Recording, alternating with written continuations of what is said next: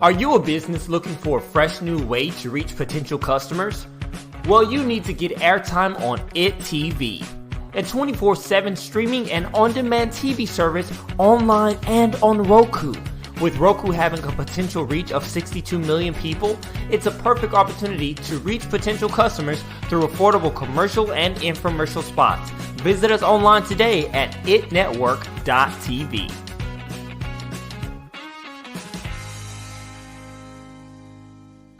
Good morning, good morning, good morning. I am your host, Sharifah Hardie, and this is Friday show. I usually warn my guests backstage. I didn't do it this morning, but I'll let them know that there are two shows that you do not want to be on. That's my Monday show and my Friday show. Monday, I've had way too much sleep. Friday, I haven't had enough sleep.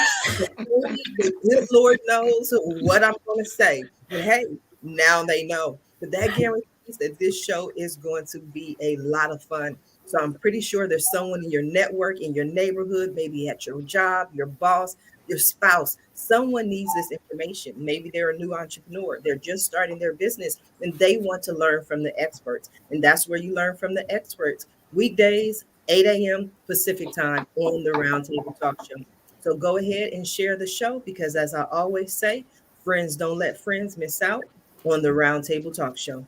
So while you're sharing the show with your friends, I'm going to go ahead and introduce our very first guest, Miss Susan Blais. Susan is an experienced business leader and coach who currently helps individuals remove the blocks that hold them back from unleashing their brilliance full force. Good morning, Susan. How are you? Good morning. I'm great and so glad to be here. I'm so glad to have you. Tell us a little bit about yourself. Who are you? What do you do? And what are you passionate about? I have had a long career in leadership and business. I made a long climb from receptionist to the chief executive of a billion-dollar division of a Fortune 100 company over 25 years.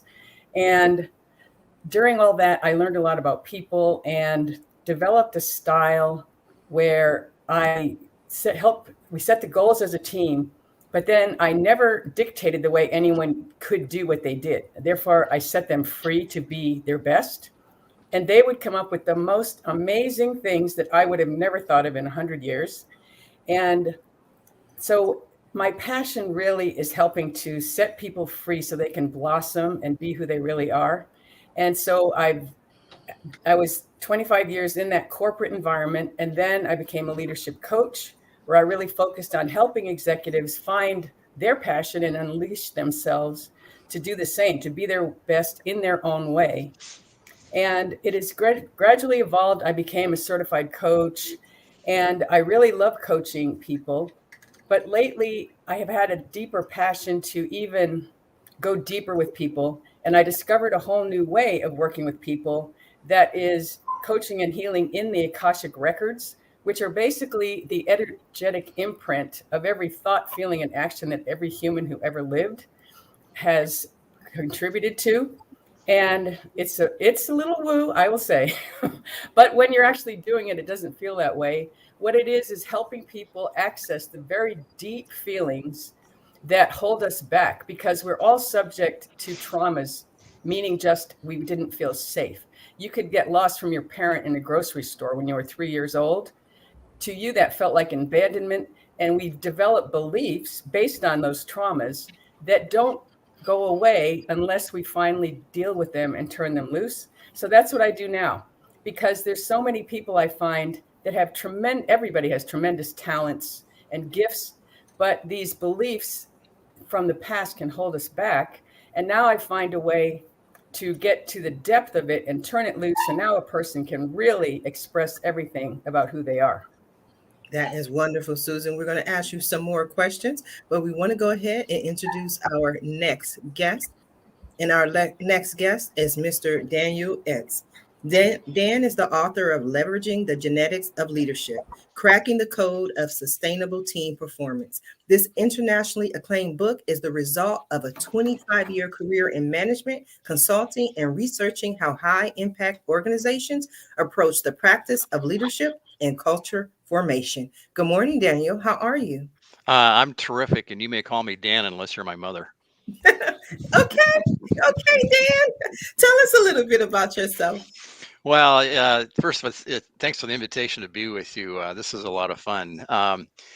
As you mentioned, I've been doing management consulting for 25-ish years, and it's been a lot of fun. It's been a great career, but along the way, I noticed several years ago that there was a real difference between organizations that had what I would call high impact cultures, and those that didn't.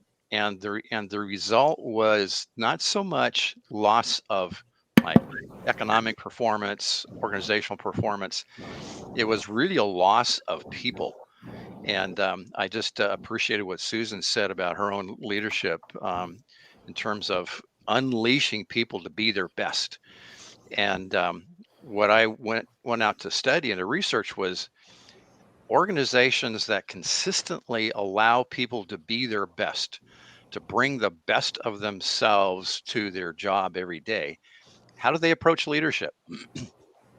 And what I discovered was that they have a very unique approach to leadership. There's a lot of similarities, but they do not look at leadership as a collection of individual traits and personalities. They look at leadership very systemically. And just let me just give you two examples that I always find fascinating, yet they're incredibly similar. One is with one of the people I profile in the book is a elementary school principal. This woman took over an elementary school that was failing on multiple fronts. It was the lowest performing elementary school out of 18. 5 years later, it's the highest performing elementary school. 2 years later, 2 years after that, they were consistently closing the achievement gap, which is the academic gaps between majority and minority, rich and poor. It's a massive achievement. And on the other hand, I also had an opportunity to spend some time with a guy named General Barry McCaffrey. General McCaffrey is a retired four-star general. He holds 3 Purple Hearts for wounds received in combat in Vietnam. After he retired, he went on to serve as a cabinet position in the Clinton administration. And when I asked both of these people their approach to leadership, they both used a word that I was totally unexpecting to hear. Um, and frankly, it really set me back. And that was the word love. They both said that their approach to leadership, first and foremost, was to love their subordinates. And there's a lot of different ways of describing that word love. It frankly makes me nervous in my analytical business mind. Yet every place I went, I found organizations that were performing at the highest levels for a long period of time. It's exactly what I found in their workforce was love. Love is the most important thing. And I always tell people, I don't know how, I don't know why. It's not me, it's God, it's who brings it together. But already we have similarities. 25 years, leadership. Let's find out who else we have on the show today. I'm going to go ahead and introduce our next guest, Miss Minessa Konecky.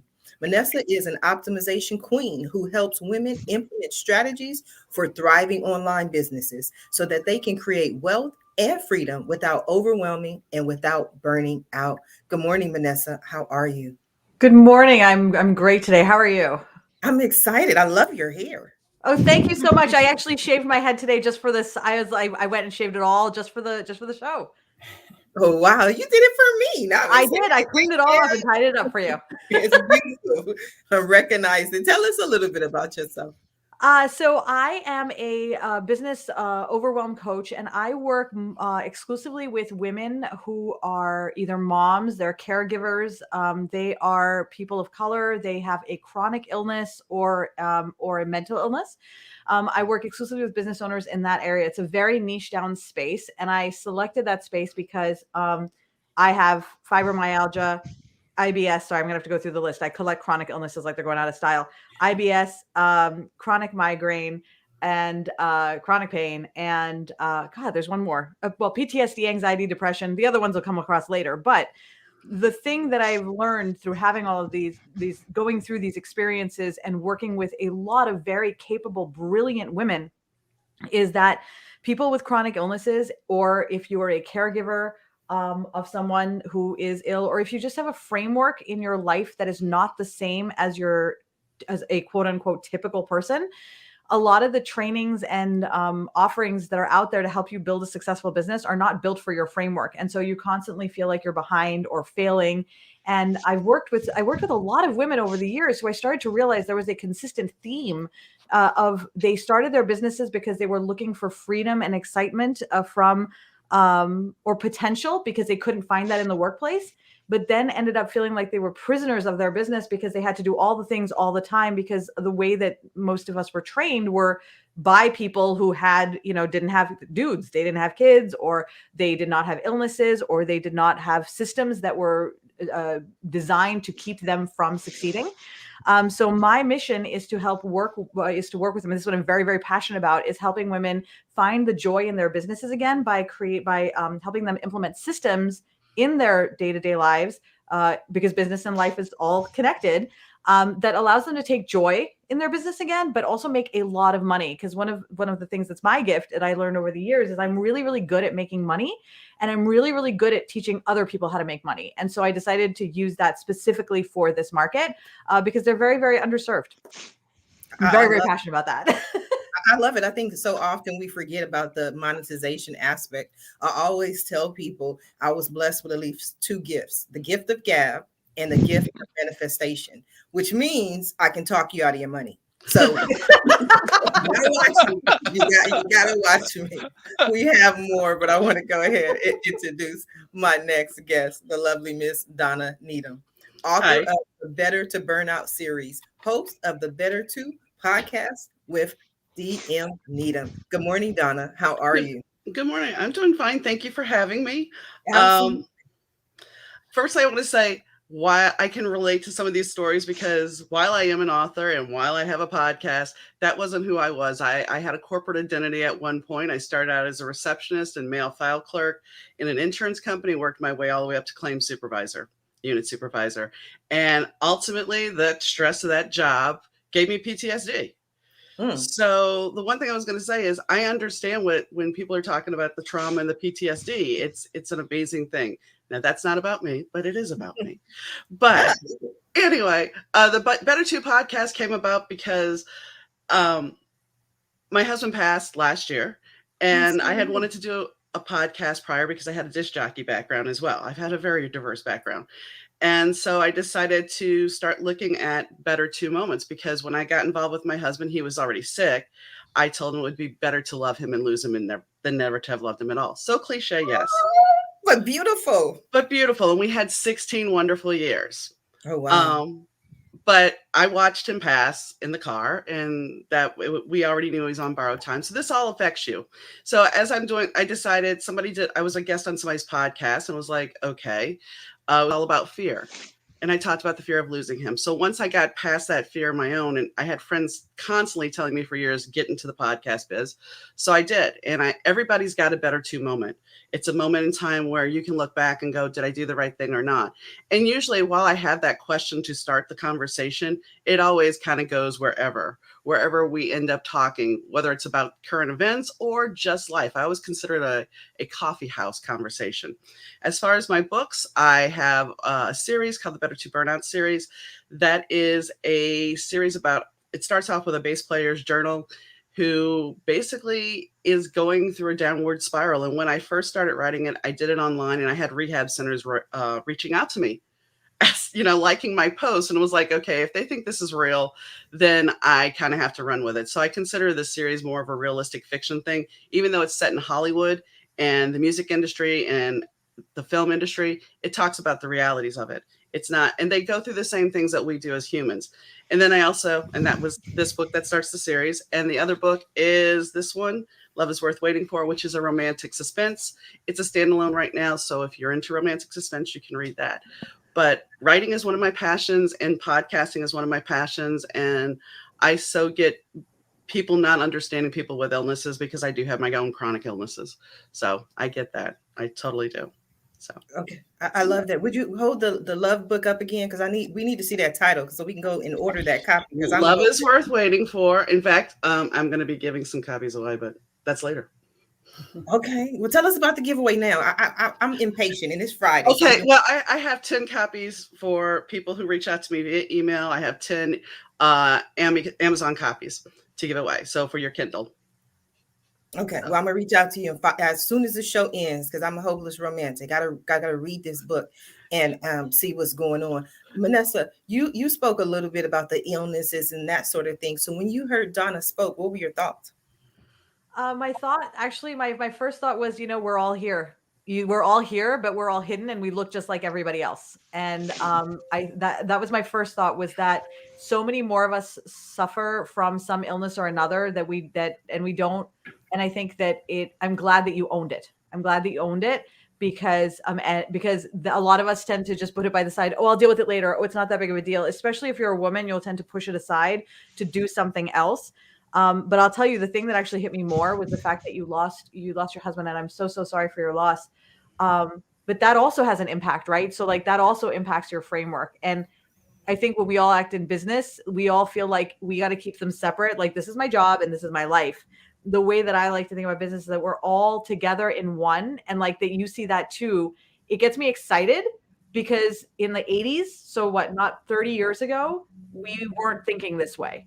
And so the fact that we're thinking this way is so exciting to me.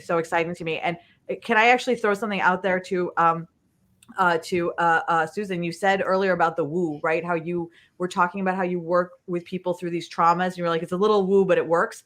I wanted to actually say that the work that I do as a coach and as a business person, I work with coaches like you. That woo thing that she's saying that sounds woo, and if you're really sciencey, you might be like, yeah, I don't even know. Yeah, that's not for me.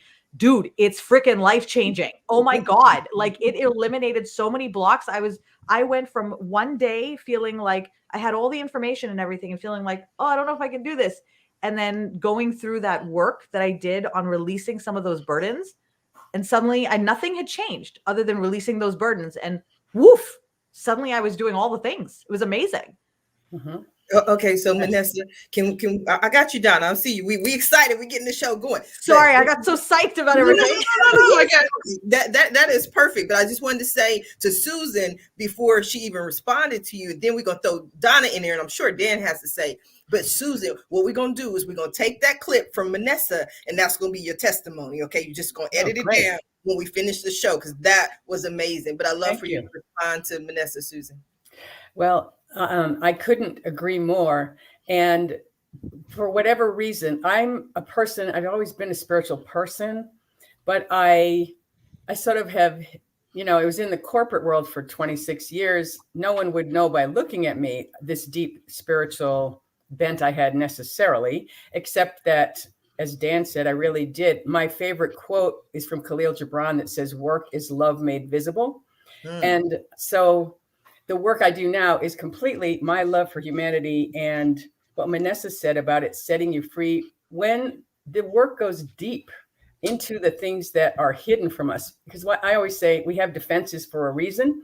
We don't often have the opportunity to look way deep down into those things that are way deep in our past because we're kind of trained not to. It feels scary. There could be monsters down there. And so what I do, and I call myself the trail guide because I help lead a person to that depth that can be very scary to go on your own. And then I have tools to help them actually deal with what we find. But I can't do the work for the client. The client must do their own work. Just like if a trail guide who leads you up a mountain does not climb the mountain for you, but they show you the way. That's what I do now because I want the client to be empowered, as Minessa was talking about. When you make the discovery yourself, it completely changes your life immediately and forever. That is so wonderful. I definitely agree. Donna, you had a comment? Yeah, well, one thing I didn't mention when I was talking about myself is I'm a tarot reader. So okay, wonderful. I'm a tarot reader as well. Awesome. So the reason why I raised my hand is because I actually had a neuroscientist on my show, and he wrote about tarot, and we ended up talking about the fact that neuroscience does recognize us. Neuroscience knows that we are all connected. So this, even though we call it the woo, and sometimes, and especially in the history of this, because I've been doing it for over 20 years, you've been looked at as a freak. You've been looked at as, it's one of those things, once again, you hide. And I have owned it in the past, but today I just didn't. But people look at you like you're crazy, because where are you getting this information from? How do you know? And the fact of the matter is, we're all connected. I hate to boil it down to Star Wars and the Force, but that's simply what it is. It's kind of like the Force. We all have this interconnectedness, because you can sit there at your computer or whatever, and suddenly one of your friends pops in your head, and all of a sudden they call. And how is that happening? We're all connected. And whether it's on a different level that we're focusing on, and they're picking up that message, I don't know, but it goes back to manifestation. There's concrete scientific evidence that this is not just woo woo. It's real. And that's kind of what I want to say. And as you know, as far as my husband passing, even though I want to go back to something Minessa said, when my husband passed, I was taking care of him for a long time. He was still able-bodied. He was still walking around, even though we were told he was on borrowed time. But there was a trauma. And yeah, I realized the other day that I am still getting over that trauma of watching him die. And here's the thing, to add more insult to injury, they did get him back for an hour. And then then they're like, well, we're not sure if he's going to make it. He had been without oxygen. His brain had been without oxygen for 45 minutes. So when I asked him, I said, so how's his brain going to be? We think he's going to be okay. We're not sure. We're not sure at all. So they put him on life support, and then I had to take him off life support. So there was another trauma built into that. And already having your health concerns, because one thing I want to go back with Minessa again is, when you're focusing on taking care of somebody else, you start not taking care of you. Whether you're a mother, a caregiver, all those things, you put other people first. And then when all's said and done, and you look at where you're at, you have to start rebuilding your life. Wow, that was beautiful. Dan, are you woo-woo? Well, interesting question. I think the conversation went in a different direction. So yeah, Dan thinks about all of this. Actually, I mean, I have a pretty analytical bent. I sort of like numbers.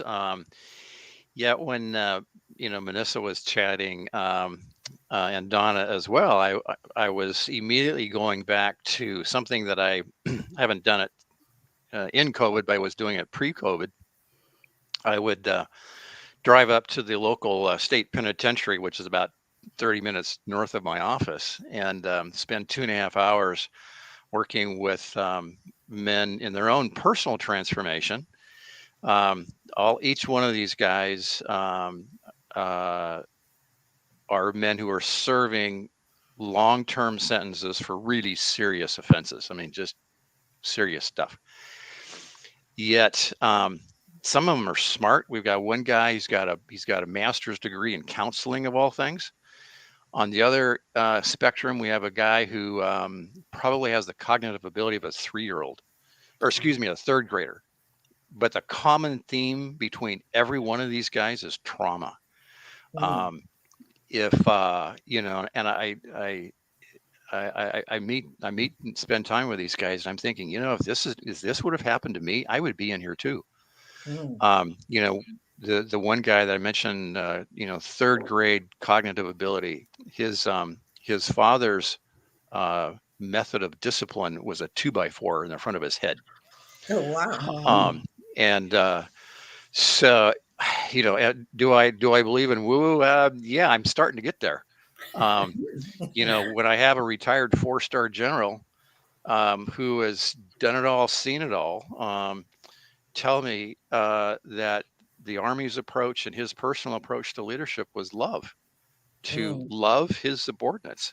I got to sit back and I say, the analytical stuff is great, but it doesn't tell the whole story. And Yes. And there's always another story. I like that. And I love the fact that you're open. Susan, we're talking about some of your woo stuff. What are your thoughts? Well, what Dan said and what we're all saying, I think what all we're discovering, I think as the human race, we're at a place in our development where we're starting to recognize more and more that we are all connected. All of life is connected. We're connected to every being, whether it's an amoeba or a whale or a planet. We are all one. It's all one universe. And I think what holds it together is love. And that's, as we tap into that, you know, we call it woo, but really it's just, you know, some people call it the quantum field, which sometimes makes it easier for scientists to appreciate it. But I read a quote by a scientist very recently who said, if studying the quantum field doesn't blow your mind, you haven't really gotten it yet. There's so much beyond our day-to-day experience, and yet this is what all connects us. And I think what we're seeing is that all of us, not just us on this show, but people in general, are starting to tap into it more and more. And that is the hope of our future. Yes, absolutely. You know, if I may, what I think, what one of the things that that this made me think about is like, a long time ago, I was very, very analytical. I was very sciencey, all the time science, all the time numbers. I was really focused on the world that you could see and touch and sort of experience. And years ago, I was an archaeologist. And when I was an archaeologist, I learned about a group of an anthropologist years ago who went to Africa right at the very beginning of the anthropological time period. And he was with a community in sub-Saharan Africa. And the community that he was with basically said that there are demons in the water. There's demons in the water. You can't drink the water. We put the water on the fire and we boil it to boil the demons out.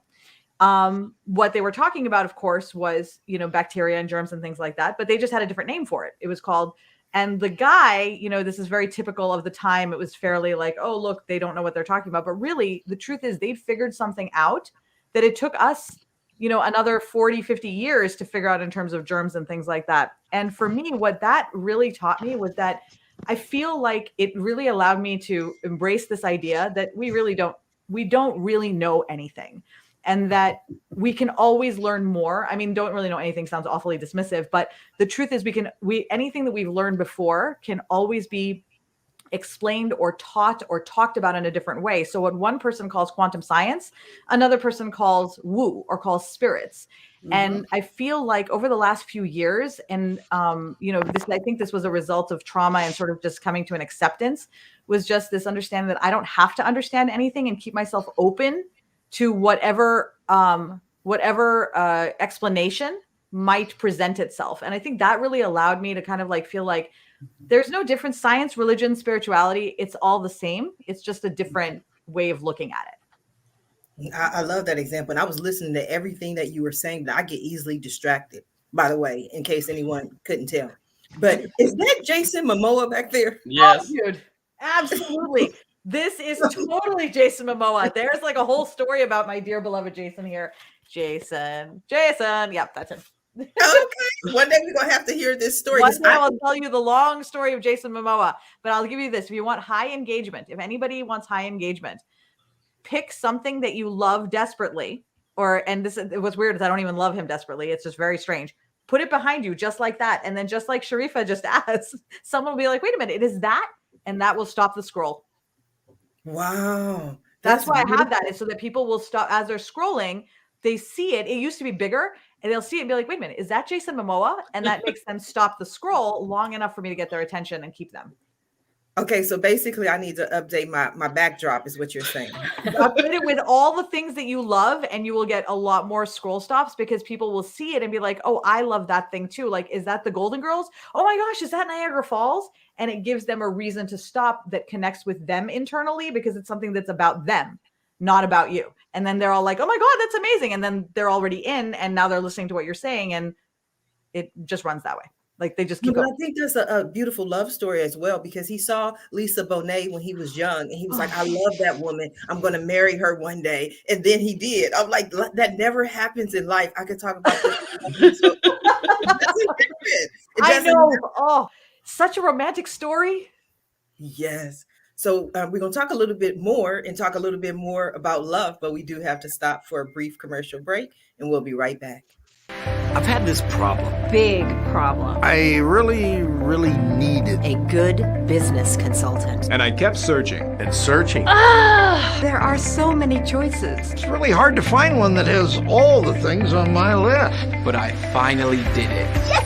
Thank you. If you are looking for one as well, Look no further. Here's a really good one. Just use mine. Use mine. I'm very satisfied. Definitely recommend. Problem gone. Thank you. Hi, everyone. My name is Kimberly Cloud. I have Wigs for Success Incorporated, which deals with men and women of all races, of all genders, with alopecia, cancer, and other debilitating illnesses. If you would like to know more about my nonprofit organization and why I chose to do it, you can reach me at 443-240-7353. If you would also like to donate, you can reach me at wigsforsuccessincorporated.com. Thank you.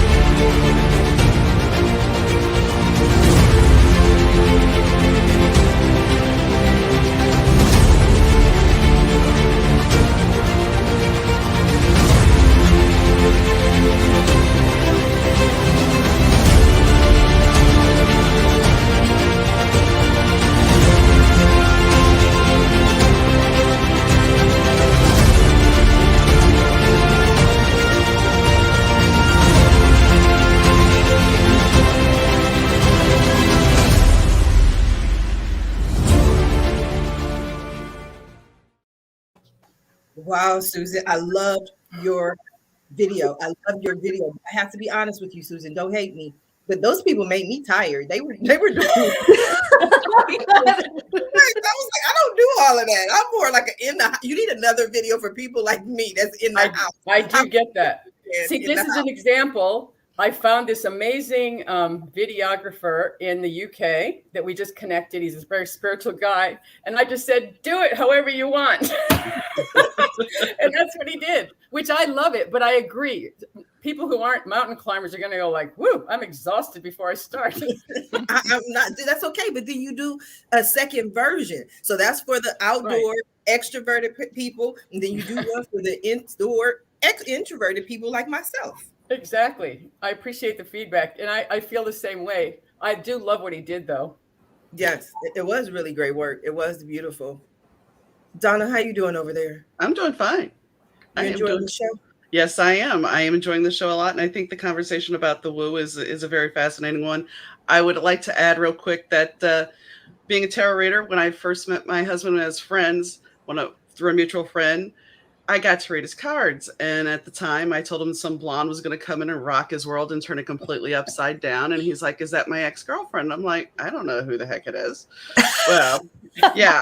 So anyway, but he was always asking, how do you know? So Halloween, right before we got together, we're sitting there supposed to be meditating over at this friend's house. And of course he's not. And he tells me 6 months later how he saw my mom superimposed over me. And he never met my mother. He didn't know what she looked like or anything. But he starts describing this lady. I'm like, that's my mother. So this is a man who would ask me, how do you know? Yet he could actually see these things. So wow, that's interesting. I think we sometimes question when something comes to us that we just, in the real, normal, tangible world, we look at it and go, there's no way that that's real, or that we feel that. There's no reason that should happen. There's no reason we should know this. But sometimes we just do. And we need to start being a little bit more accepting of it. And I wanted to piggyback off the conversation about love.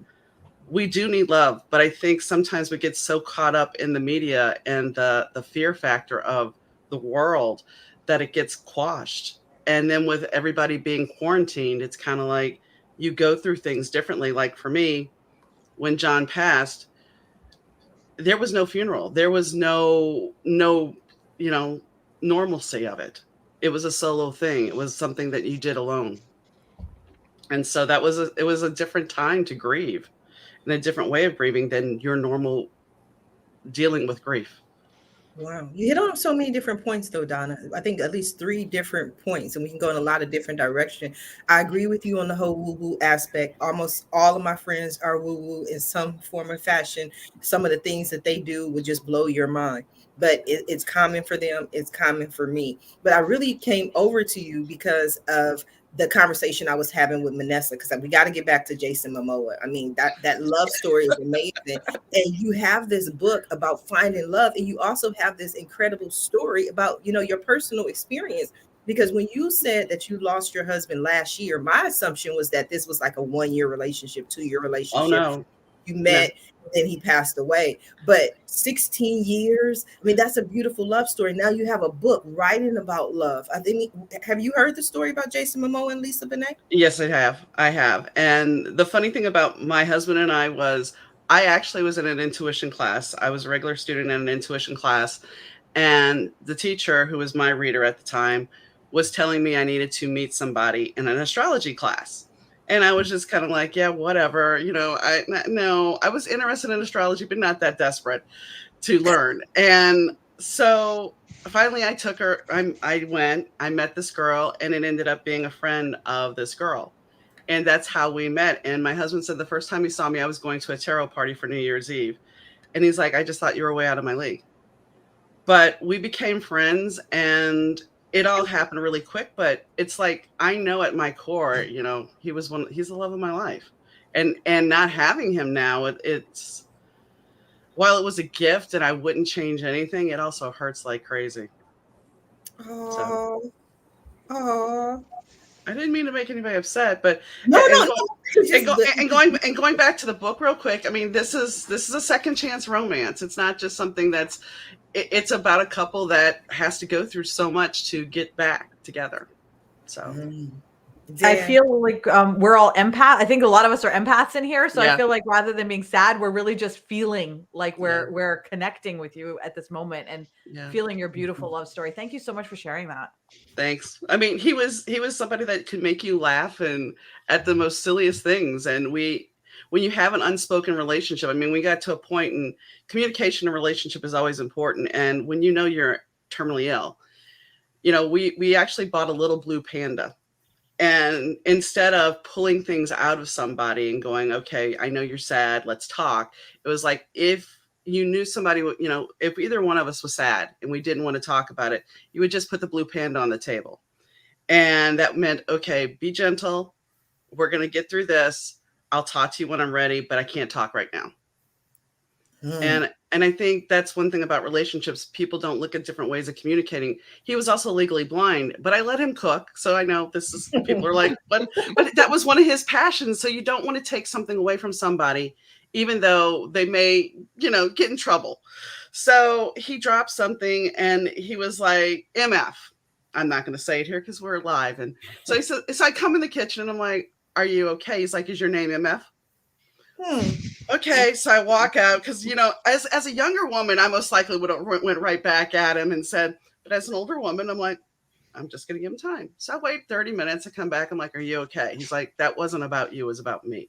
And I think that's another thing that we don't really consider when we react with people is people will lash out at us and we take it that it's about us, when really that they can be angry with them. And being chronically ill, and I'm sure Minessa understands this, there are days where you're still having that mindset of being a 20-year-old that I can do this. And when your body betrays you, you're like, you want to lash out. And if somebody catches you at the wrong time, or you're just overstressed and you're a healthy person and you lash out, it's totally misconstrued. And now with the internet, especially in the celebrity culture, it's blown out of proportion.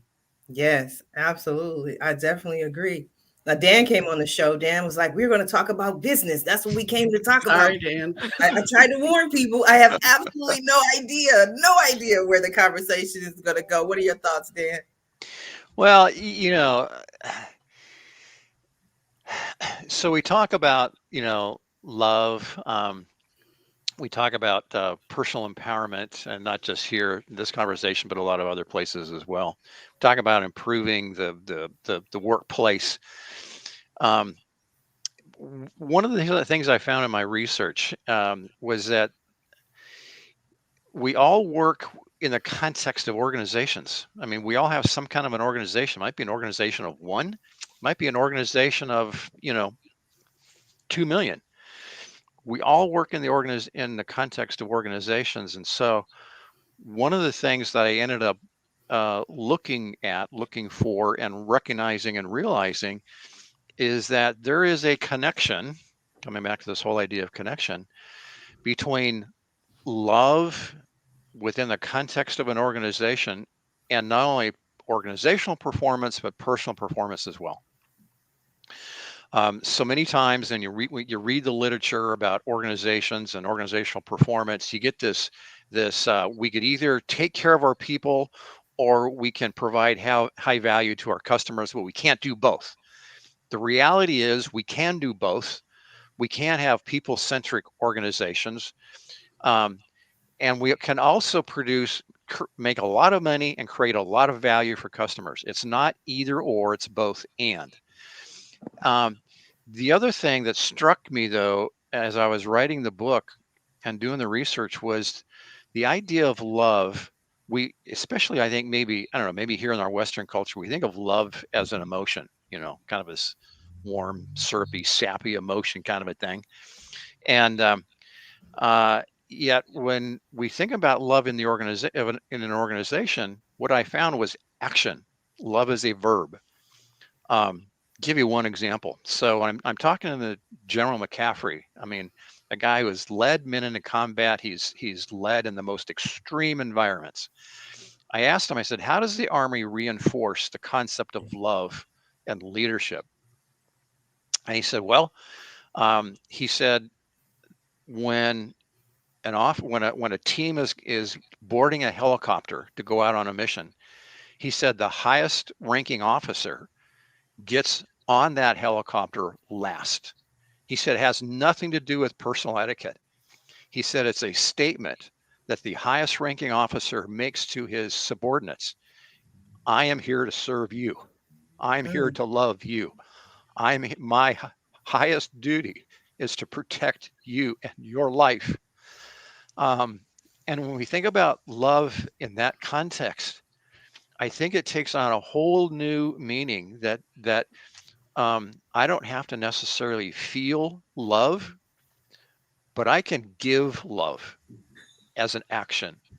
And I think sometimes we blend and merge that concept of love, and we just sort of make it this great big sort of thing. But when we think about love as a verb, we can bring love into the most corporate environments. And Susan, you talked about when you first came on about unleashing people to be their best. I don't know how you did that, but can you think of a higher concept of love than helping people to be their best, to do their best, to enjoy coming to work, maybe in a mundane job, but yet at the same time enjoy being loved by coworkers, by just the organization itself? I can add something. Sorry, Susan. Sorry. When I worked at one of my first interns jobs as a claims adjuster, they treated us like we were a family.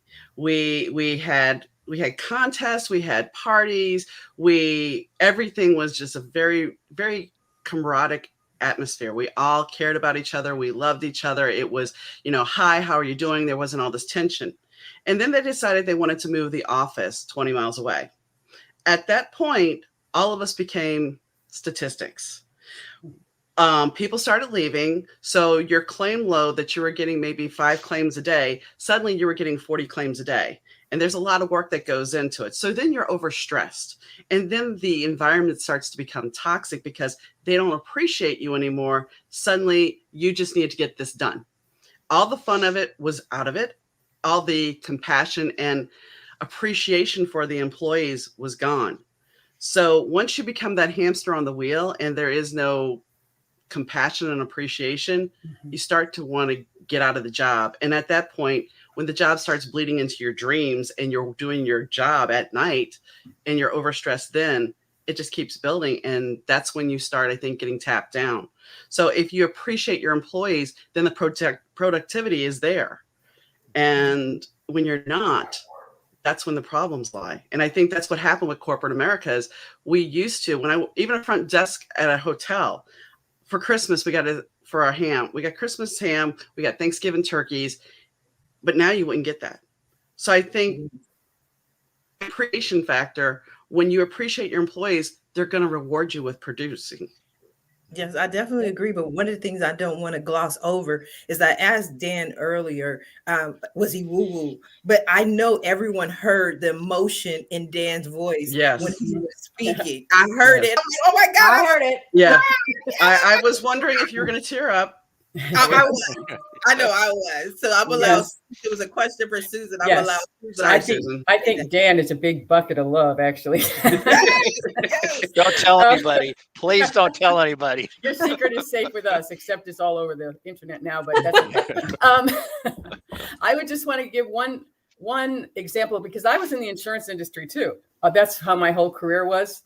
And at some point, I'm not sure how I came upon it. I must have read it somewhere about management by walking around. So at one point, we had 2 floors of a big high rise in downtown Los Angeles, the Transamerica building. And I would do what I called laps. And I would just walk the halls. I was in charge of the whole thing. I would just walk the halls at least once a week. And I would just go up to anybody, a customer service rep, a claims processor. I would just ask them how they were doing. And a question I figured out at one point, because people are often afraid to tell you what's wrong. I would go to them and say, what's the stupidest thing we're asking you to do? And they would say, well, I processed this form. It takes me 20 minutes, but she's already processed it. And then I give it to him and he processes it again. And this whole thing gets processed 5 times. And that seems really stupid to me. I'm like, thank you. So then I would go to their boss and say, hey, let these people figure out how to do it once. And I would actually have the people who did the work figure it out because the managers don't know. When's the last time the manager processed a claim or whatever, or paid a bill, And so that was one of the secrets to my success is I gave everybody a voice. We were totally transparent. I would tell the people who reported to me, we were like vice presidents, just know that I'm going to go to everybody on your team and ask them how you treat them. Because I wanted everybody to know that this was transparent and the communication was going every way. Forget this, what do they call it? Chain of command. Like you can't talk to your boss's boss. You have to talk to your boss who talks to their boss. I'm like, oh, forget that. Talk to everybody. And that's how people would then feel like, oh my God, my ideas matter. And they would figure out how to do things. And to what Donna just said, the productivity was through the roof because people were excited because they knew that they could actually contribute their brains and their passion to the organization. It was really the most fun I've ever had at work. And I think they would say the same. Yeah, absolutely. Minessa, I love to hear your thoughts on the conversation. Oh, dude, I'm so glad you asked me because my job before this job that I do now. So before all this, I actually used to work in the Longwood medical area in Boston. And I worked at the Brigham and Women and I worked at the Harvard hospitals managing grants. And so I'd manage like these big grant portfolios. And it was really very, very high pressure, like super high pressure, high burnout. And I've worked at a couple of different places where we managed the grants. But one of the places that I worked with that I loved so much that even right now, like I'll tell you what actually ended up happening. I worked there for 7 or 8 years. It's a Beth Israel. And the love, like I think love is really, it's so critical. Even, as we're talking about these different industries, it appears there as well, because I remember feeling very loved, very cared for, because my voice was heard and I had a lot of agency. So I was a research administrator starting at the bottom, just like everybody else, but I was given so much agency because it didn't matter what my level was. I did the job and I knew how to do it. And other people who did the job and knew how to do it were empowered to make changes to the system. And it was honestly my greatest job that I ever had. And I remember I had to leave because I really hit the top and it just wasn't a good fit anymore based off of where we both were at the time. But now, so many years later, my old boss came back, and we were talking and yada, yada. And so now I'm working with them again on a consulting basis because I loved it so much. When you have a love, when you're able to cultivate that love within a community, the people will come to work with you. They will come back even if they have other things going on, because there's an element of family and community that exists there. And I think that to go back to what you were saying earlier about how you said that it changed, and like they made you, and like now suddenly you were a statistic, and insurance, and all of your claims were what was important, right?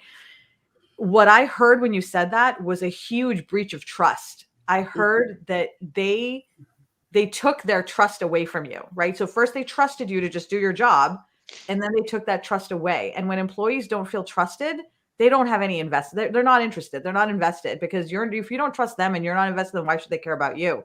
And so I feel like along with this love comes the element of like an expression, to go to what Dan was saying earlier, an activity, a verb of love would be the trusting. So like by trusting someone to do their job, you are in fact showing them love. Well, I think it's beautiful. One quick thing I'll say, though, it's also about expectations, Minessa, because then they set you up with some expectations that there's no way you can ever meet. And we all have that level of expectations that we want to achieve and please and do our jobs. And when you can't do it because you're getting 40 claims a day and you're supposed to be taking 2 recorded statements, plus dealing with all your prior claims, all you're doing is getting overworked and overstressed. And there's no way to get yourself grounded. And so you feel like a failure. Yes.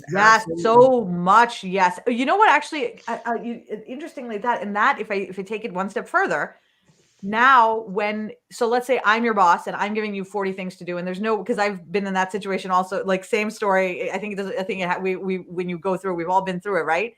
Mm-hmm. And when they do that to you, then you no longer trust them, because you're like, you really don't understand what it actually takes to do this job. Like you don't know, which means now I don't trust that. Like, I don't even trust that you're going to be able to keep this business going, because you don't understand exactly what it takes. So it's almost like one of the things that I've learned is that employees are really good indicators, like 3 to 6 month lag indicators. And I'd be interested in hearing what Dan thinks about this. If you look at your employees' overall happiness, satisfaction rate, right, in terms of that love and trust feeling, they're really good indicators of how bad your business is going to be doing in 6 months. Because if they're feeling bad now, it's going to take a while for that to percolate through the system and to get to customers and so on and so forth. But that you not knowing how to actually, like, what it is that your subordinates or your company is actually doing and the work that it actually takes erodes trust. And it becomes like a cyclical, almost like it becomes like this vortex that feeds upon itself. And it's really, really hard to get out of. Like, is that right? Or am I creating a story there? No, you're right, because people will go start looking for another job. When it gets to a certain point, they'll start sending resumes out, and you won't even be aware of that. But go ahead, Dan. There's the question was for you. Well, gosh, that's one.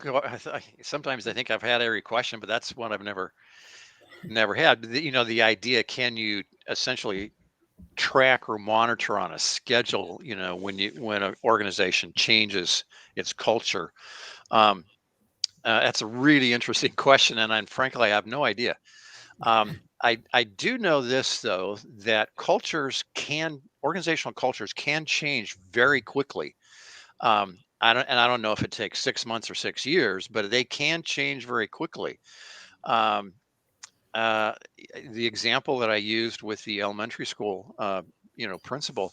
And sometimes when I've mentioned, elementary school principal and her leadership and the system of leadership that she set up within the school, people look at me like, yeah, she's an elementary school principal. What do they know? I would suggest that any corporate CEO in the world ought to try spending 5 minutes being an elementary school principal. I think they would quickly run back to their old job. She began to change the culture. I mean, the culture was so bad in the school, the prior principal had been run out of town by the union. Oh, wow. And there was rampant discord, chaos, a lot of infighting. She began to change the culture the first day on the job. And she did it very much like Susan did established her own corporate culture. She brought the entire team of 75 educators, including the janitors and custodians, together. And together they began to lay out things like How are we going to relate with one another? What do we want to feel at the end of the day? And it didn't take one day of doing that, but the change started there when and she put enormous trust into her staff. I love Um, that. I love same same staff. One year they're failing. The next year they're starting to push all of the numbers of academic achievement in the students, and it continued to move up. So I don't know what the timeline is, Minessa, but I know it can happen very, very quickly. I love it. I love it. Thank you for that, Dan. This has been an incredible, incredible, incredible show. It went in so many different directions, a lot of emotions, a lot of laughter. It was wonderful. Now we are coming down to the last few minutes of the show. We only have a couple of minutes left. But what I love to do at the end of every show is just simply allow my guests the opportunity to speak directly to the audience, to everyone who is watching the show live, as well as everyone who is watching it in the archives, and let them know what you want them to take away from your appearance here today. And we're going to start with you, Susan. Thank you.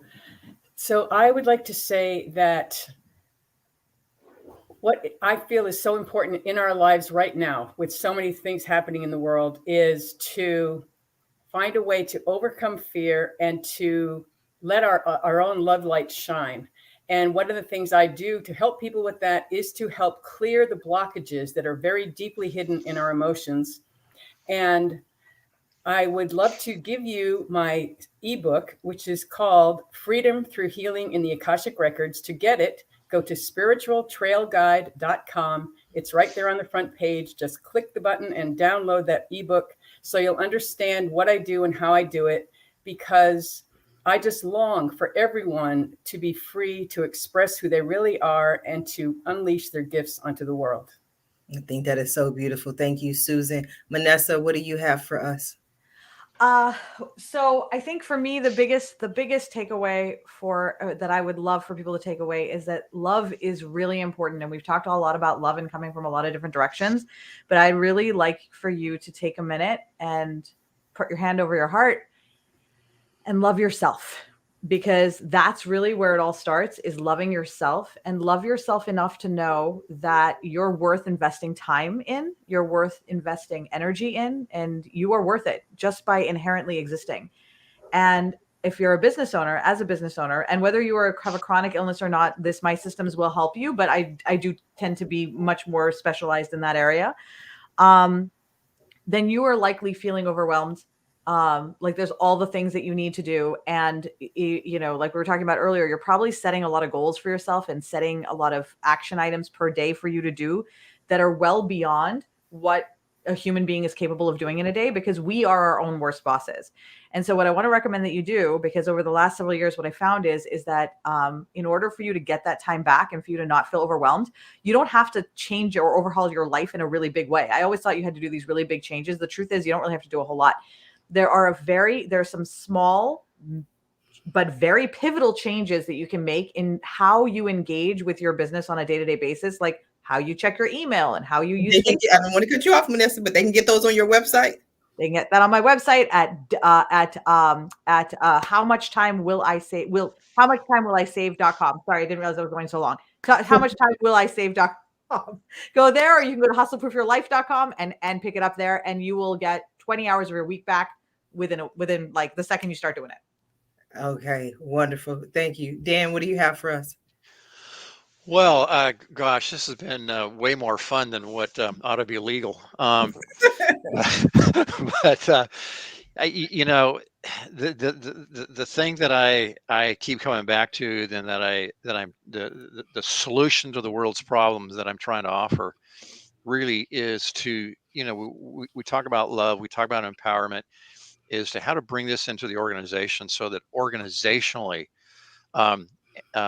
an organization can discover how to extract fear from the workplace and replace it with value and dignity and trust, which has a direct connection to the value we deliver to our customers.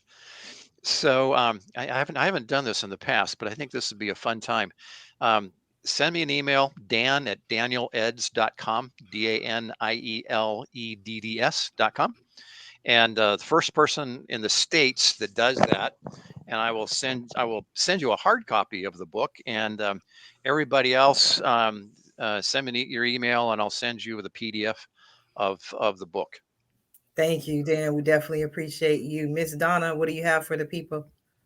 First thing I want to say is if you tune into the Better Two podcast, I want to say that sometimes we let fear get to us. We have all these conditions that we try to hide, and the podcast is very raw. People talk about their experiences, and honestly, I've learned a lot about myself from it. We talk about expectations, we talk about depression, we talk about surviving suicide, and there's also some very positive moments, and you see the aftermath of people going through this and changing their lives. So that's the better2podcast.com.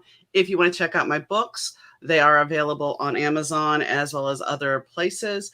You can find more information about me at dmneedham.com. And yes, I have of this book, Love is Worth Waiting For, Second Chance Romance.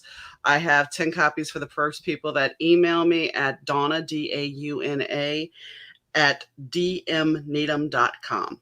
And thank you guys for having me. It's been wonderful. Thank you. I love it. It's beautiful. And one of the things people say, I can throw a great party. And one of the things they say about a great party is people don't want to go home. That's how you know you're throwing a great party. This has been a great show. I enjoy all of you. Thank you for being a guest on today's episode of the Roundtable Talk Show. And I especially want to thank everyone who tuned in to watch this show live, as well as everyone who is watching in the archives. I appreciate your support. I appreciate you watching. I appreciate you sharing. But I also ask that you support our guests. Visit their websites, pick up a couple of copies of their books, tune into their podcast, have a session, talk with them, work with them, support them, because they are here with you this morning to support you. Follow them on social media, reach out to them, send them a message. And when you do, please let them know Sharifah Hardie says hi. Now, if you're interested in more ways that I can help your business, or maybe you want to be a guest on the Roundtable Talk Show, please visit my website at AskSharifah.com. Until Monday morning, everyone have a safe and a blessed weekend.